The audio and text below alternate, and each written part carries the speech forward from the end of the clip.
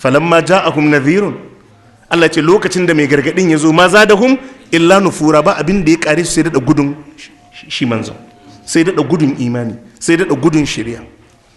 Me yasa Allah ce istikbaran fil ardi wa makar sayyi, girman kai Allah ce da mummunan makirci, suka ga kawai ba za su bi shi ba za su bi shi, ya kasa a ce shi ne manzo. To shi kuma Allah yana shawara da wani ne in zai yi wani abu? Baya shawara. Allah baya shawara. Ko mala'ika Jibril Allah baya shawara da shi. In zai yi mai kudin garin ku sai yi shawara da ku? Sai kaga mai kudin garin yana tafiya gurgu ne ma yana dan dingishi, haka ne ko ba haka ba? Sai a ce to tunda gurgu ne an fasa? Ba ruwan Allah. Fa'alun ne lima yurid. To suka ce su ba da su bi manzon Allah ba. Inda ma irin su Abu Jahalin ne, inda irin su wane ne, inda irin su wane ne, to da su bi, amma dai wannan ba da su bi ba.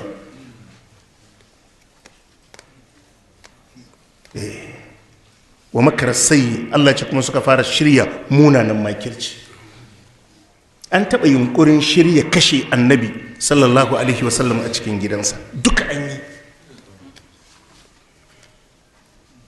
Da Allah bai ga dama ba abun yayu. Allah sai ce wala yahiqul makaru sayyi'u illa bi ahlihi. Shi kuma makirci da sharri duk wani tugu da aka kulla, Allah ce bayi sauka sai kan waɗanda suka shirya shi. Waɗannan mutane da suka yi shirye-shiryen wannan kisa wa annabi sallallahu alaihi wasallam suka nemi ganin bayansa, suka nemi ganin bayansa abbansa, da aka je aka haɗu a Badar sai ga gawar wakinsu a su.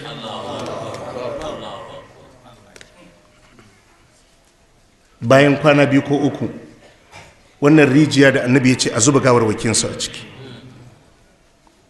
duk wadda aka ɗaga za a jefa shi a cikin rijiyar, sai annabi ya ce mishi wani baka yi nadamar kimbina ba?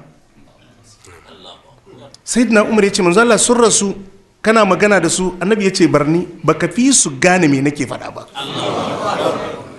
An yi nadama ko ba a yi ba? An yi. Annabi ya ce kai baka fi su jin abin da nake faɗa ba. Duk arnan da aka ɗauko za a jefa, annabi sai ya ce mishi baka yi nadamar kin yin musulunci ba? Rayuwa ta tafi a banza.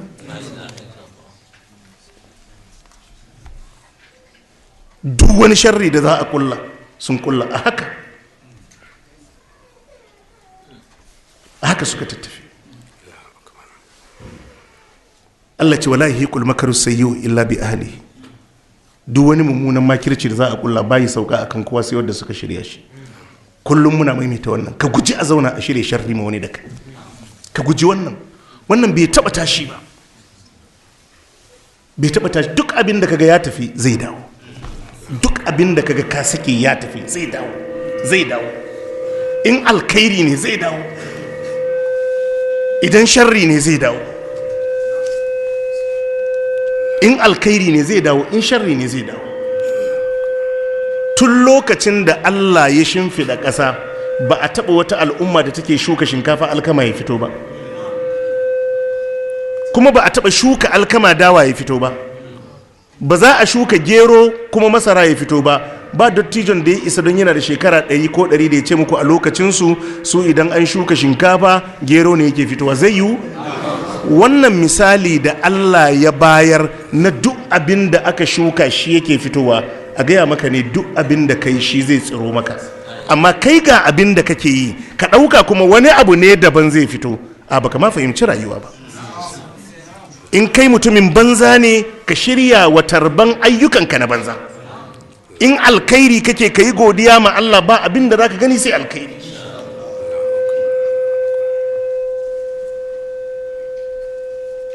Allah ya ce fa hal yanzuruna illa sunnatal awwalin. Allah ya ce ai ba abin da suke jira sai sunnar al'ummomin farko. Falan tajida li sunnatillahi tabdilan walan tajida li sunnatillahi tawila. Allah ya ce kuma sunnar Allah ba za ka taba samun canji ko jirkita a cikin ta ba.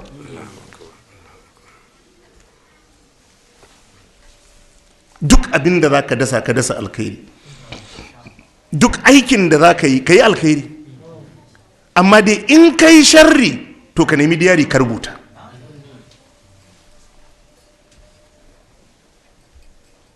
Mummunan abu mummuna ne sakamakonsa, kyakkyawan abu kyakkyawa ne sakamakonsa. Wadda ya mori munanan abubuwan da ya aikata shine wadda ya tuba ya gyara. Wadda ya tuba ya gyara shi ya more su. Allah ya ce auta ƙulu inna ma unzilal kitabu ala ta'ifataini min qablina, ko kuma ku zo kuna cewa ai iyaka an saukar da littafi ne, haka ne ko, ala ta'ifataini min qablina, akan bangarori biyu waɗanda suka gabace mu sune yahudu da nasara, wa in kunna an dirasatihim lagafilin, mu kuma game da karatunsu, yarensu, littattafansu mu arabka ne muke ba mu sani ba. Saboda ka su aka ba wa littafi, mu ba a bamu ba, mu kuma ba mu iya yarensu ba, karanta littafinsu da suke mu ba mu san yaya yake ba. Inda mu an bamu da mun zama mafiya shari'a. Haka a ƙarshen suratul Taha yake cewa walau anna ahlakanahum bi azabin min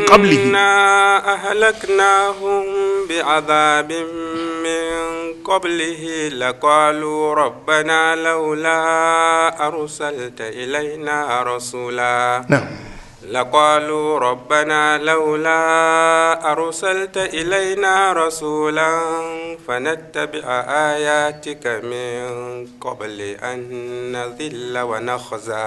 الله يتي ولو أننا أهلكناهم بعذاب من قبله inda a ce mun halakar da su da wata azaba kafin zuwan manzon Allah sallallahu alaihi wasallam ko kafin zuwan alqur'ani laqalu rabbana da su ce ya ubangijinmu laula arsalta ilaina rasulan, Allah ya da me yasa baka aiko mana da manzo ba, fanattabi ayatika mu bi ayoyinka min qabli an nadhilla wa nakza, kafin mu kaskanta, kafin mu tabi. Allah aida ka aiko mana. Allah ce to da ban aiko ba da abinda za su ambata a ranar lahira ke. Duk abin da kaji ake ta faɗa cikin karantaswa, da wadda kaji a wayanka, da wadda kaji a rediyo, da wadda kaji a memory, duk abin da kaji in baka yi aiki da shi ba, akwai ran da Allah zai tambaye ka ce baka taba jin wannan abun bane. Kai da kanka zaka ce kaji. Rantsuwa yayi falanas'alanna alladhina ursila ilaihim wa lanas'alanna al-mursalin.